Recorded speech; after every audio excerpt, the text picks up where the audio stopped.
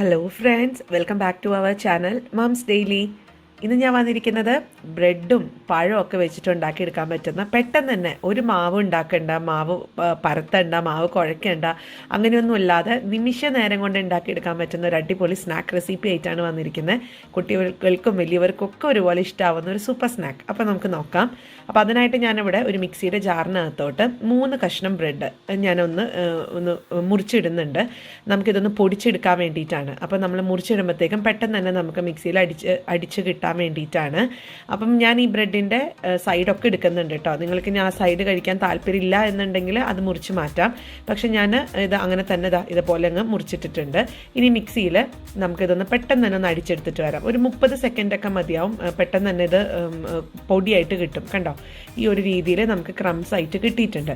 ഇനി ഞാനിത് ഒരു ബൗളിനകത്തോട്ടൊന്ന് മാറ്റി വെക്കുന്നുണ്ട്. അങ്ങനെ ഇതാ ബ്രെഡ് ക്രംസ് ഒരു ബൗളിനകത്തോട്ട് മാറ്റിയിട്ടുണ്ട്. ഇനി ഇതിനകത്തോട്ട് നമുക്കൊരു 1/4 കപ്പ് പാൽ ഒഴിച്ചു കൊടുക്കാം. അപ്പോൾ പാല് നിങ്ങൾ ഒഴിക്കുമ്പോൾ 1/4 കപ്പ് ആദ്യമേ തന്നെ ഒഴിക്കേണ്ട കാര്യമില്ല. നമുക്ക് കുറേശ്ശെ ഒഴിച്ചിട്ട് വേണം ഇതൊന്ന് കുഴച്ചെടുക്കാൻ വേണ്ടിയിട്ട്. നമ്മൾ ചപ്പാത്തിക്കൊക്കെ മാവ് കുഴയ്ക്കുന്ന അതേ കണക്കിന് തന്നെ കുഴച്ചെടുക്കാം. അപ്പോൾ പാല് ചൂടുള്ള പാൽ അങ്ങനെയൊന്നും അല്ല കേട്ടോ ഞാൻ എടുത്തിരിക്കുന്നത്. സാധാരണ പാലാണ് എടുത്തിരിക്കുന്നത്. ചൂട് ആറിയിട്ടുള്ള പാലാണ്, തിളപ്പിച്ച് ചൂടാറിയിട്ടുള്ളത്. അങ്ങനെ ഇതാ ഞാൻ മിക്സ് ചെയ്തിട്ടുണ്ട്. നിങ്ങൾ ഒഴിക്കുമ്പോൾ കുറേശ്ശെ ഒഴിക്കാൻ മറക്കരുത്. അല്ലെങ്കിൽ പെട്ടെന്ന് ഒത്തിരി ആയി കഴിഞ്ഞാൽ ബ്രെഡ് ഇങ്ങനെ കുതിർന്നു പോകും. കാരണം പാല് കുടിക്കാൻ ഏറ്റവും ബ്രെഡ് ഒത്തിരി അങ്ങ് പെട്ടെന്ന് അങ്ങ് കുടിച്ചു പോകും. അതുകൊണ്ടാണ്. അപ്പം ഞാൻ അവിടെ മാറ്റി വെച്ചിട്ടുണ്ട് കേട്ടോ ബ്രെഡിൻ്റെ ആ ഒരു മിക്സ്. അതവിടെ ഇരിക്കട്ടെ. ഇനി ഞാനൊരു കൊച്ചു ബൗളിനകത്തോട്ട് ഒരു നേന്ത്രപ്പഴം, നല്ല അത്യാവശ്യം നന്നായിട്ട് പഴുത്ത പഴമാണ്, അത് കുഞ്ഞു കഷ്ണങ്ങളാക്കി മുറിച്ചിട്ടുണ്ട്. ഇനി അതൊന്ന് വഴറ്റിയെടുക്കാൻ വേണ്ടിയിട്ട് ഒരു പാൻ വെക്കുക. അതിനകത്ത് ചൂടായി വരുമ്പോഴത്തേക്കും 1 ടേബിൾ സ്പൂൺ നെയ്യാണ് ചേർത്ത് കൊടുത്തിരിക്കുന്നത്. അപ്പോൾ ഇങ്ങനത്തെ റെസിപ്പീസിനൊക്കെ, പ്രത്യേകിച്ച് നേന്ത്രപ്പഴത്തിൻ്റെ റെസിപ്പീസിനൊക്കെ നെയ്യാണ് ഏറ്റവും കൂടുതൽ ഒരു ടേസ്റ്റൊക്കെ കൊടുക്കുന്നത്. അപ്പോൾ അതുകൊണ്ട് നെയ്യ് ചേർത്തിട്ടുണ്ട്. ഇനി നമുക്കിതിനകത്തോട്ട് ആ പഴം ഒന്ന് ഇട്ട് കൊടുക്കാം. എന്നിട്ട് ഇതുപോലെ ഒന്ന് ഇളക്കി കൊടുക്കുക. ഒരു മിനിറ്റോളം നമുക്ക് ഈ നെയ്യിൽ ഈ പഴം ഒന്ന് വാട്ടിയെടുക്കണം. ഇത് ഒത്തിരി കുഴഞ്ഞ് വരുന്ന ഒരു കൺസിസ്റ്റൻസിയിലാണ് നമ്മൾ എടുക്കുന്നത്. കാരണം ഇത് ബ്രെഡിനകത്തുള്ളൊരു ഫില്ലിംഗ് ആയിട്ടാണ് ഉപയോഗിക്കുന്നത്. അപ്പോൾ അതുകൊണ്ട് നന്നായിട്ട് കുഴഞ്ഞു വരണം. ഇനി ഇതിനകത്തോട്ട് 1 മിനിറ്റോളം ഇളക്കി കൊടുത്തതിന് ശേഷം ഞാനൊരു 2.5 ടേബിൾ സ്പൂൺ തേങ്ങ ചേർത്ത് കൊടുക്കുന്നുണ്ട്. ഞാനിവിടെ ഡെസിഗേറ്റഡ് കൊക്കനട്ടാണ് ആഡ് ചെയ്ത് കൊടുത്തിട്ടുള്ളത്. നിങ്ങൾക്ക് വേണമെങ്കിൽ ഫ്രഷ് ആയിട്ടുള്ള തേങ്ങ ഉണ്ടെങ്കിൽ അതാണ് ഏറ്റവും നല്ലത്.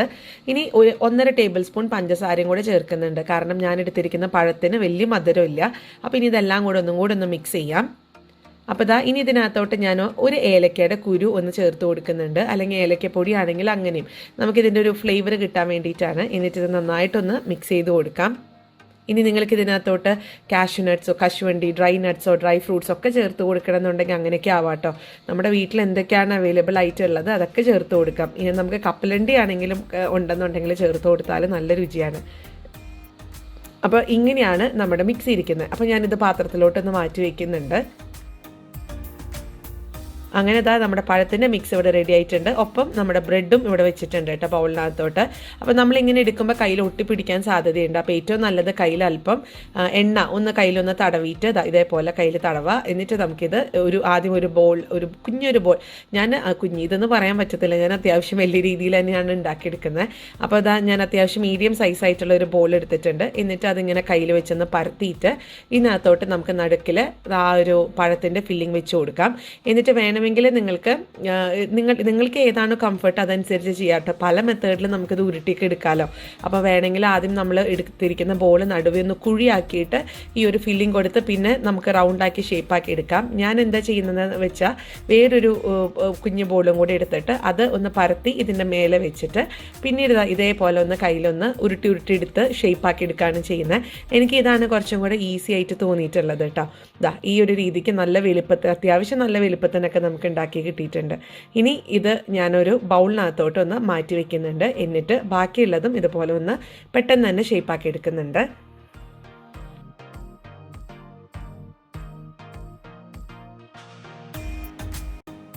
അങ്ങനെ ഒരു 3 എണ്ണം ഞാനിവിടെ റെഡിയാക്കി വെച്ചിട്ടുണ്ട്. നമുക്ക് ഇനി ഇത് വറുത്ത് നോക്കാം.